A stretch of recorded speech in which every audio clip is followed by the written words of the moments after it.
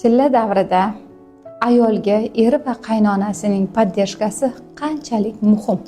Tug'ruqdan keyin ayolda ko'p qon yo'qotishlar bo'ladi. Natijada ayol depressiyaga tushishi, immunitet jihatdan ham pasayishi bo'ladi. 40 kun davomida jinsiy yaqinlik qilmasligi, chunki tug'ruq yo'llarida infeksiya tepaga chiqib ketishi juda yuqori bo'ladi. Bu birinchisi. Ikkinchi o'rinda og'ir nagruzka, ya'ni og'ir yuklamalarni bajarmasligi, boladan boshqa og'ir narsani ko'tarmasligi va kaloriyali ovqatlar yeyishga e'tiborli bo'lish kerak. Oqsilli ovqatlarni ko'proq iste'mol qilishi va ko'proq uxlashi, dam olishi kerak bo'ladi.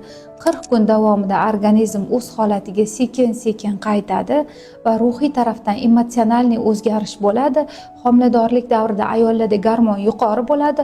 Tug'ruqdan keyin darhol riski pastga tushadi.